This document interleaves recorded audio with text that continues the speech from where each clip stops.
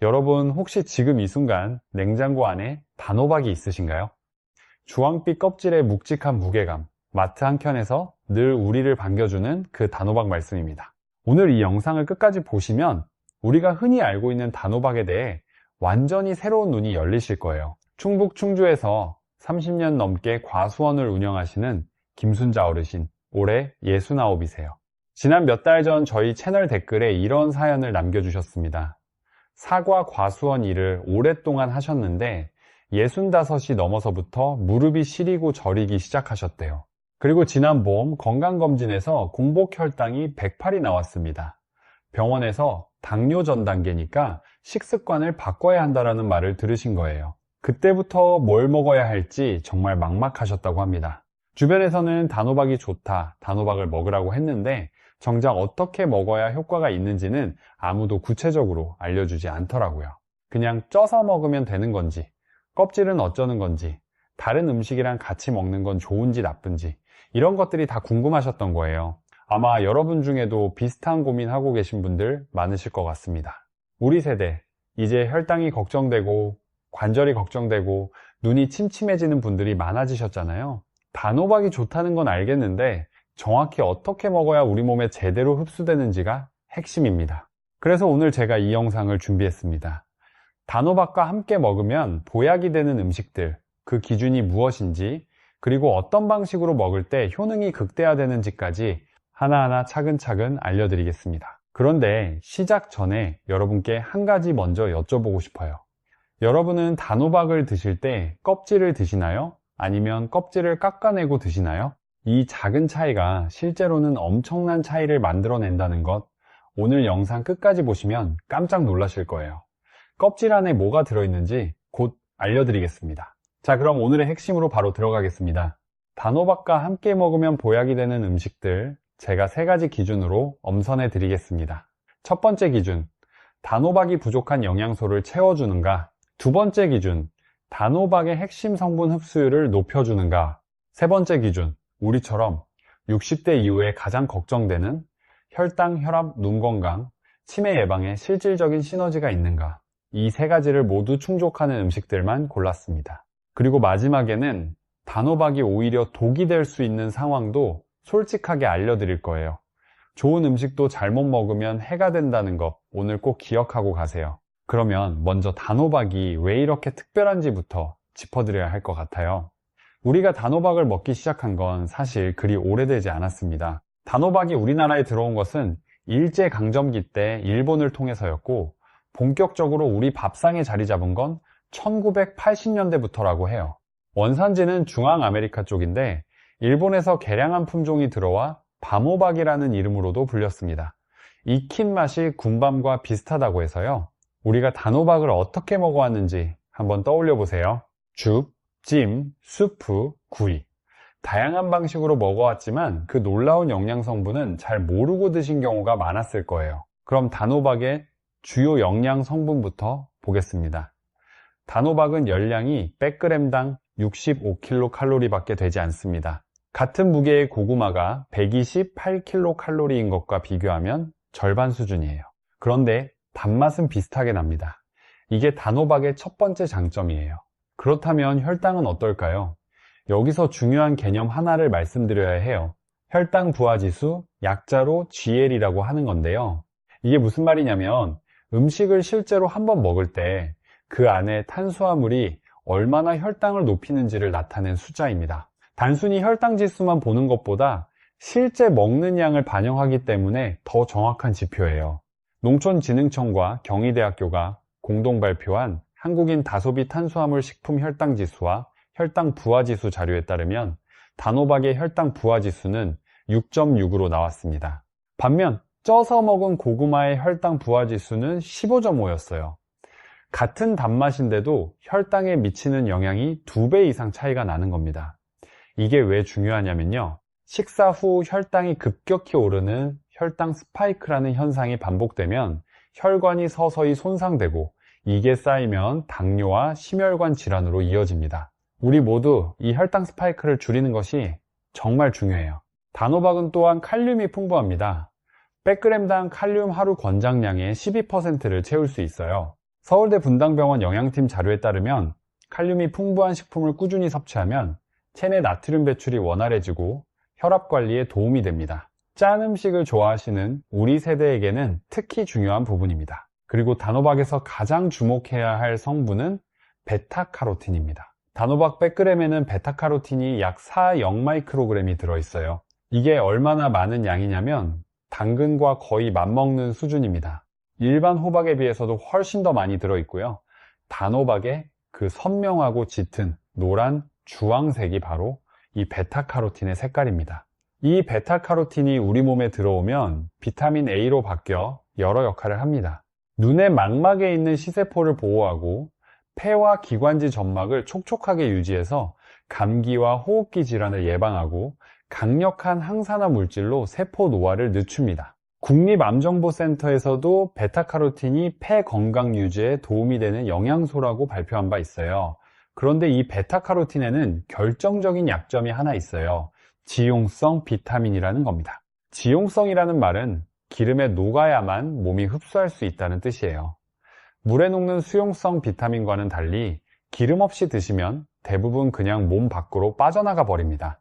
이 부분은 나중에 첫 번째 짝꿍 음식에서 자세하게 다시 말씀드릴 거예요. 자, 이제 단호박 껍질 이야기를 해야 할 차례예요. 많은 분들이 껍질이 딱딱하고 먹기가 좀 까다롭다는 이유로 깎아 버리십니다. 그런데 이 껍질 안에 아주 귀한 성분들이 숨어 있어요. 한국식품과학회 등재 연구자료에 따르면 단호박을 포함한 채소 껍질 부위에는 폴리페놀과 플라보노이드 계열의 항산화 물질이 과육 부위보다 더 높은 농도로 존재한다고 보고되어 있습니다.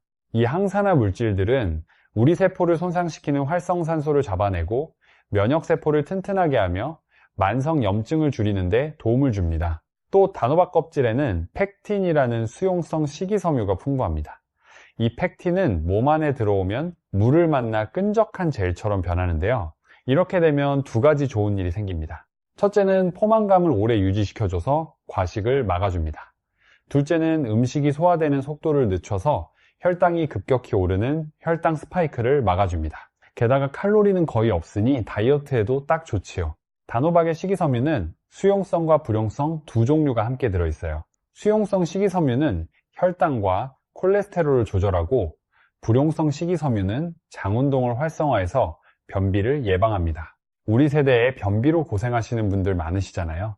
단호박을 껍질째 드시면 이 두 가지 식이섬유를 모두 얻을 수 있습니다. 자, 그러면 껍질째 드시기가 불편하신 분들은 어떻게 하면 좋을까요? 두 가지 방법을 알려드릴게요. 첫째, 단호박을 전자레인지에 2분만 먼저 돌리면 껍질이 훨씬 부드러워져서 자르기도 익힌 뒤 먹기도 편해집니다. 둘째, 단호박을 갈아서 죽으로 만들 때 껍질째 갈면 맛에 큰 차이 없이 껍질의 영양소를 그대로 섭취할 수 있습니다. 우리 어르신들 드시기 편하게 껍질째 찌거나 갈아서 활용하는 것을 꼭 실천해 보세요. 이제 단호박의 기본기를 다 아셨으니 본격적으로 짝꿍 음식들을 살펴볼 시간입니다. 제가 세 번째 자리부터 순서대로 발표해 드리겠습니다. 순서가 낮을수록 더 중요한 짝꿍이에요. 그리고 여러분이 예상하지 못한 음식이 나올 수도 있으니 끝까지 봐주세요. 세 번째 짝꿍 음식은 계피입니다. 계피라는 말을 들으시면 어떤 게 먼저 떠오르세요? 수정과요? 맞아요. 우리 세대에게 계피는 겨울철 수정과의 그 붉고 따뜻한 음료와 함께 기억되는 향신료입니다. 명절에 어머니가 끓여주셨던 수정과 한 잔, 그 따스한 기억이 있으신 분들 많으실 거예요. 그런데 계피가 수백 년 전부터 동양의학과 서양의학 양쪽에서 모두 약재로 써온 식재료라는 걸 알고 계셨나요? 인도의 아유르베다 전통의학에서는 혈액을 다스리는 약재로, 한방에서는 몸속 냉기를 몰아내고 혈액순환을 돕는 재료로 오랫동안 사용해 왔습니다. 그리고 현대 영양학에서도 계피의 건강 효능이 하나씩 밝혀지고 있어요. 계피의 핵심 성분은 시나믹 알데히드입니다. 이름이 좀 낯선 분들을 위해 쉽게 설명해 드릴게요. 우리가 계피를 딱 가져다 코에 대면 나는 그 알싸하고 달콤한 향, 바로 그게 시나믹 알데히드의 향기예요.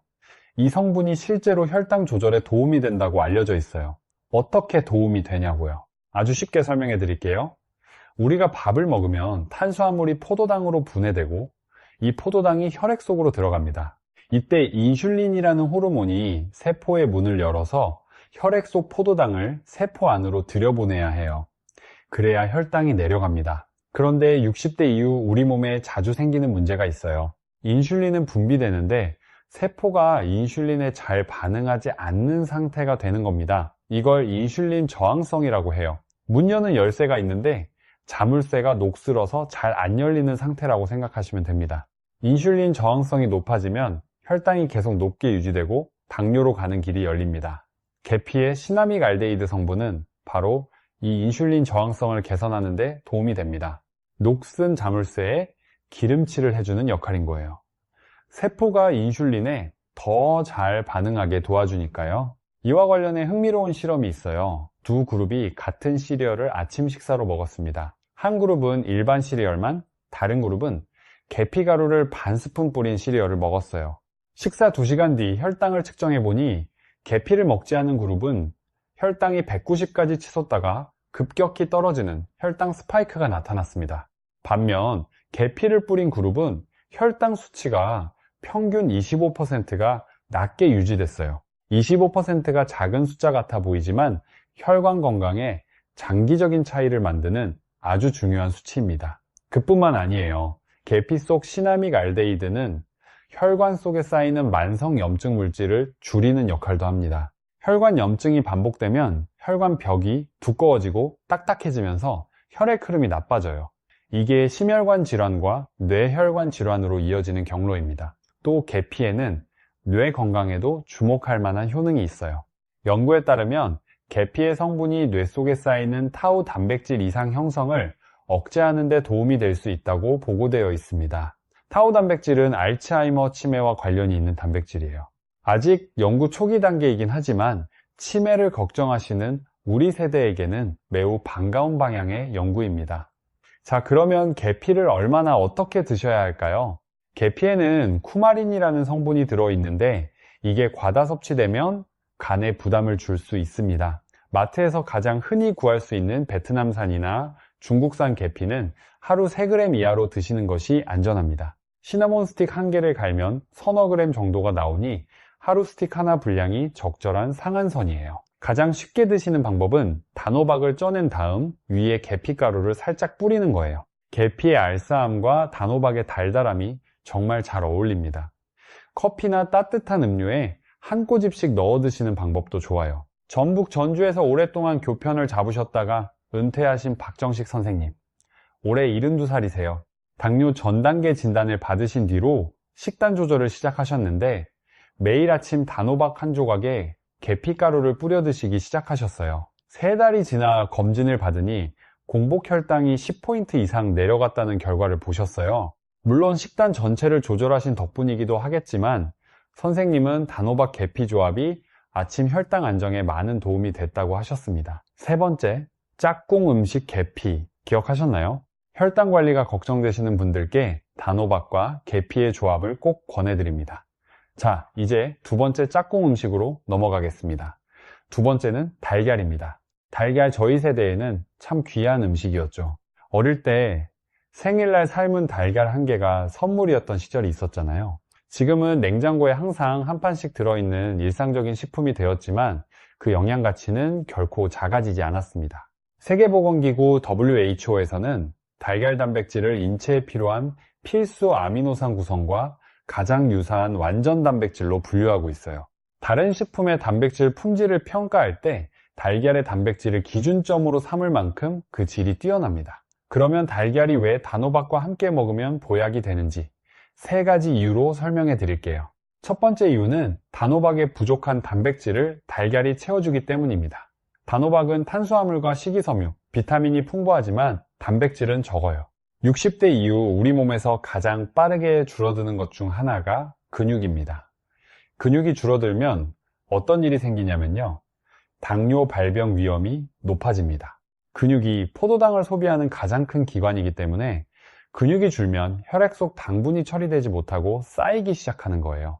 달걀 2개에 들어있는 단백질 약 12g이 바로 이 부족한 부분을 채워줍니다. 2번째 이유는 달걀 노른자의 레시틴 성분이 뇌 건강을 지켜주기 때문입니다. 레시틴은 우리 몸 안에서 콜린이라는 물질로 분해되는데 이 콜린이 뇌 신경 전달 물질인 아세틸콜린을 만드는 재료가 됩니다. 아세틸콜린은 기억력과 집중력 유지의 핵심 역할을 해요.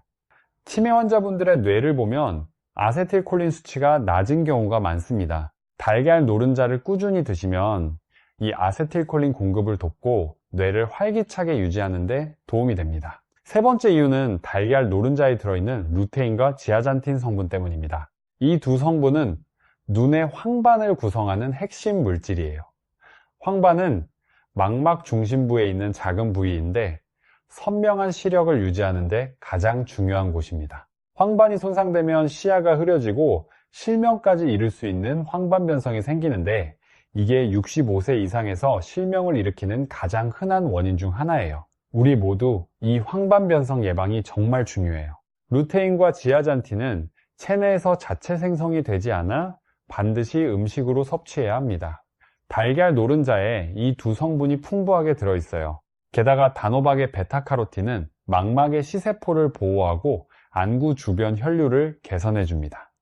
베타카로틴과 루테인, 지아잔틴을 함께 드시면 눈의 서로 다른 부위를 동시에 보호하는 효과가 생기는 거예요.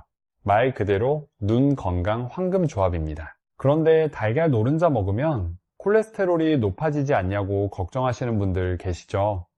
이 부분에 대해 최근 영양학계의 흐름을 말씀드릴게요.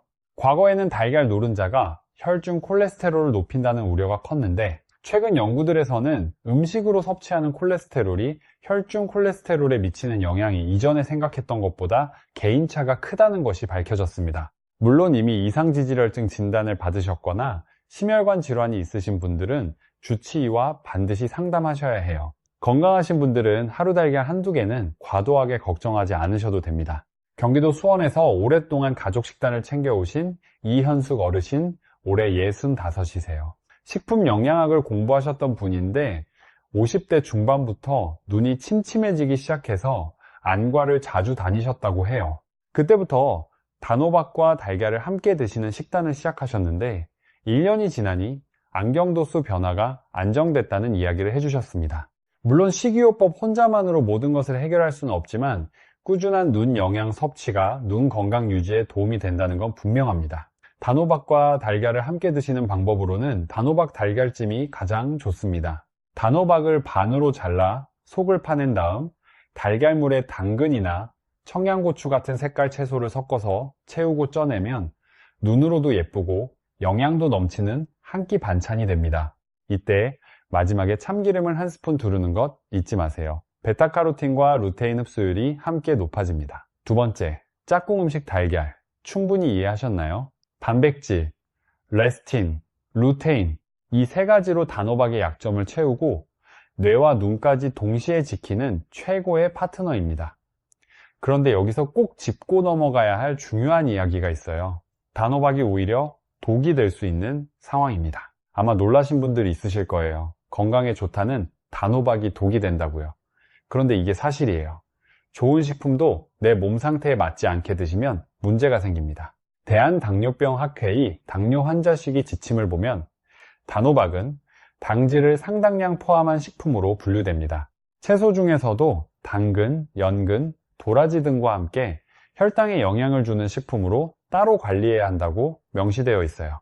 즉, 단호박이 고구마나 흰쌀밥보다 혈당 부하가 낮은 건 맞지만 그렇다고 무제한으로 드셔도 된다는 뜻은 아닙니다. 특히 이미 당뇨를 진단받으신 분, 공복 혈당이 100 이상이신 분, 인슐린 주사를 맞고 계신 분들은 단호박 섭취량을 반드시 조절해야 합니다. 하루 200g에서 300g 이내가 일반적인 권장 기준이에요. 단호박 죽으로 만들면 이 양이 생각보다 금방 넘어갑니다. 또 한 가지, 만성 콩팥병이 있으신 분들도 주의가 필요해요. 단호박 속 칼륨은 건강한 분들에게는 혈압 관리에 도움이 되지만 콩팥 기능이 떨어진 분들에게는 칼륨이 체내에 쌓여 심장에 부담을 줄 수 있습니다. 콩팥 기능 저하가 있으신 분들은 단호박을 드시기 전 반드시 담당 전문의와 상담하시기 바랍니다. 우리 주변에 건강하다고 알려진 식품을 과도하게 많이 드시다가 오히려 혈당이 오른 사례들이 있습니다. 좋은 음식이라도 자신의 몸 상태를 먼저 알고 적정량을 지키는 것이 가장 현명한 방법입니다. 이 부분을 오늘 꼭 기억해 주세요. 좋다고 많이 먹는 것이 아니라 내 몸에 맞게 적당히 먹는 것이 진짜 건강 비결입니다. 자, 이제 가장 중요한 첫 번째 짝꿍 음식을 알려드릴 차례입니다. 여러분은 첫 번째가 무엇일 것 같으신가요? 계피와 달걀 다음이니까 뭔가 더 특별한 게 있을 것 같으시죠? 오늘 제가 꼽은 첫 번째 짝꿍은 들기름 혹은 참기름입니다. 쇠기름이요? 하고 의아하게 생각하시는 분들 계실 거예요. 기름을 먹으면 살이 찌고 혈관에 안 좋은 거 아닌가요? 이렇게 생각하시는 분들, 지금부터 그 오해를 완전히 풀어드리겠습니다. 앞서 베타카로틴이 지용성 비타민이라는 말씀을 드렸는데요. 지용성이라는 말은 기름에 녹아야만 몸에 흡수된다는 뜻입니다. 물에 녹는 비타민 C처럼 물로 녹는 것이 아니에요. 즉, 기름 없이 단호박을 드시면 단호박 속 가장 핵심 영양소인 베타카로틴이 우리 몸 밖으로 그냥 빠져나가 버립니다. 이게 얼마나 중요한 차이냐면요. 국내외 영양학 연구에 따르면 베타카로틴을 기름과 함께 섭취하면 기름 없이 섭취할 때보다 흡수율이 최대 수십 배까지 높아질 수 있다는 보고가 있어요. 수십 배라는 숫자가 과장처럼 들리실 수도 있는데 실제로 지용성 영양소의 기름 의존 흡수가 그만큼 결정적입니다. 단호박을 아무리 많이 드셔도 기름 없이 드신다면 그 귀한 베타카로틴의 상당 부분을 낭비하고 있는 셈이에요. 그런데 왜 기름 중에서도 들기름이나 참기름이 특별히 좋은가? 이 두 가지가 베타카로틴 흡수를 도와주는 역할 외에도 그 자체로 훌륭한 건강 효능을 가지고 있기 때문입니다. 들기름에는 오메가3 지방산의 일종인 알파리놀렌산이 풍부하게 들어있어요. 오메가3가 생선에만 들어있다고 알고 계신 분들 많은데 들기름은 식물성 오메가3의 가장 좋은 공급원 중 하나입니다. 이 알파리놀렌산은 혈관의 염증을 줄이고 혈액이 원활하게 흐르도록 도와줍니다. 혈압 관리에도 긍정적인 역할을 하고요. 참기름에는 세사민이라는 특별한 항산화 성분이 들어있어요. 세사민은 간 기능을 보호하고 콜레스테롤 관리에 도움이 되며 노화와 관련된 세포 손상을 줄이는 데 도움이 됩니다. 참기름의 그 구수하고 고소한 향이 바로 이 세사민을 포함한 여러 항산화 물질에서 나오는 거예요. 우리 어머니 세대가 나물 무칠 때 항상 참기름 한 방울을 마지막에 넣으셨잖아요. 그게 단순한 맛 때문만이 아니라 채소 속 영양소 흡수를 높이는 선조의 지혜가 담긴 조리법이었던 거예요. 우리 선조들은 이미 알고 계셨던 겁니다. 기름 없이는 채소의 지용성 영양소를 제대로 흡수할 수 없다는 것을요. 들기름과 참기름 두 기름 모두 열에 약하기 때문에 볶는 요리보다는 요리가 다 된 다음 마무리에 뿌리거나 찍어 드시는 방식이 가장 좋아요. 뜨거운 팬에 넣어 볶으면 좋은 지방산이 열에 의해 변성될 수 있거든요. 특히 들기름은 열에 더 약하기 때문에 꼭 생으로 마무리 용도로만 쓰시길 권해드립니다. 자, 그러면 단호박과 들기름, 참기름을 어떻게 함께 드시면 좋을까요? 가장 쉬운 방법은 단호박을 쪄낸 다음 들기름에 찍어 드시는 거예요. 들기름의 고소한 향이 단호박의 달달함과 아주 잘 어울립니다. 별다른 양념 없이도 맛있는 간식이 됩니다.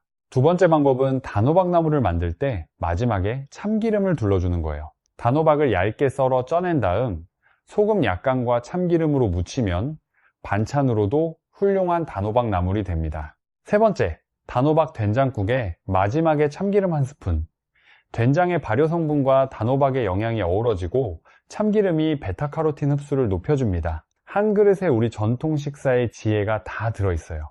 앞서 말씀드린 단호박 달걀찜을 만드실 때도 마지막에 참기름을 한 스푼 뿌려주세요. 단호박의 베타카로틴과 달걀 노른자의 루테인, 지아잔틴, 이 두 가지 지용성 영양소 흡수율이 한꺼번에 높아집니다. 네, 충주과수원의 김순자 어르신 기억하시나요? 처음에 단호박을 껍질 깎아내고 기름 없이 그냥 쪄서 드셨다고 하셨어요. 이제 어르신은 껍질째 그리고 들기름을 살짝 곁들여 드십니다. 맛이 훨씬 고소해지셨다고 하고 자연스럽게 아침 식사가 기다려진다는 말씀을 해주셨어요.